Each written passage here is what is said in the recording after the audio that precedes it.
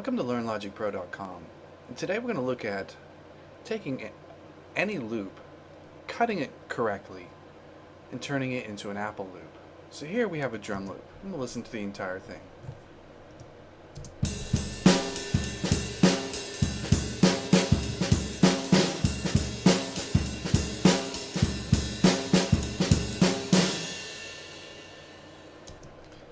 So I'm going to cut this basically in half.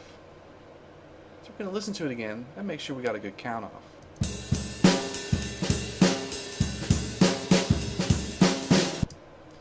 So about here is where it needs to be cut. So for this, I'm going to get my scissor tool and I'm just going to cut right here.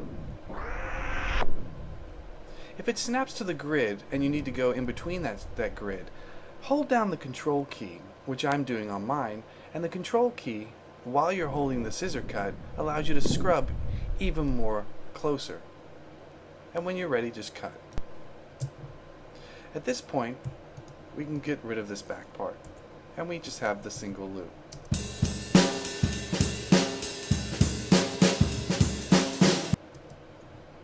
If it's not quite clean enough or you need to fix it, you can zoom in and do that now. And let's go ahead and make it just a little cleaner. You notice we got a little bit there, so I'm going to get rid of that.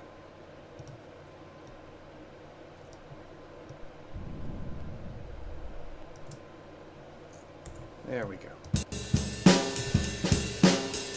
And I saw there was a little bit at the beginning, so we're going to go ahead and get that. You can just zoom right in. It's very easy to do. Okay, so we're just going to use our zoom tool down here, and you'll notice that we want to get nice and clean, so we want to clean in there. And a lot of people, that you can edit in the arrange window, not a problem. You can get even closer inside the sample editor, but it is possible to do all your editing right in the arrange window. Okay, there we go. So now we got our clean loop. Okay, here we go.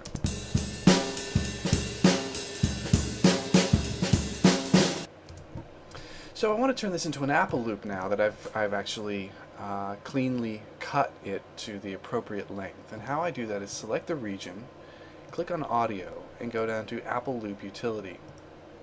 This essentially guesses the number of bars that this loop is, and it is essentially 2 bars. So I'm going to use that set length.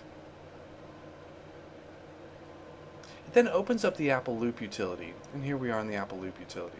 Here we can change this file.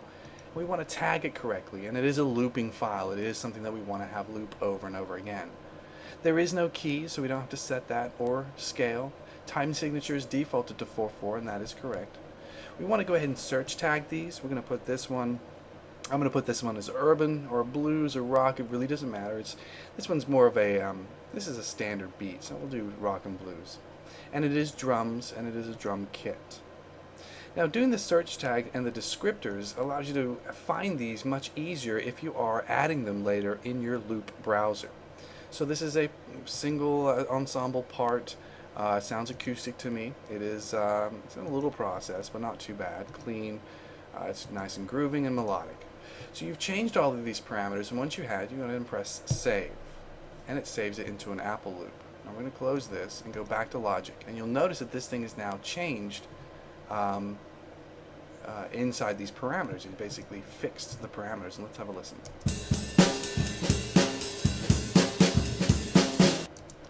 And it's fixed to 120 beats per minute, and that's what the tempo is. So it essentially fixed that loop to the grid that we're working on. Now, here's the benefit of an Apple loop over time stretching. I've changed the loop parameters here, and we're going to go ahead and listen to this and make sure it's clean.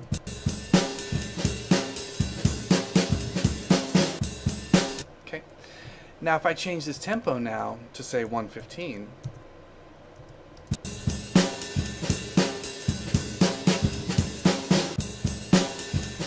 and we can just keep going, changing the tempo as much as we want, because this is an Apple loop, and it will match automatically to the grid tempo of Logic's arrange window.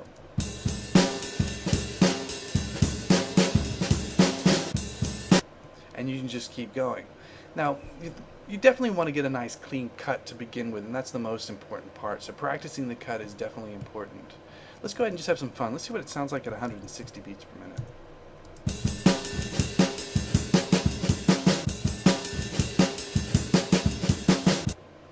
Really pretty neat. And that's how you make apple loops in the Arrange window in Logic Pro 8. LearnLogicPro.com.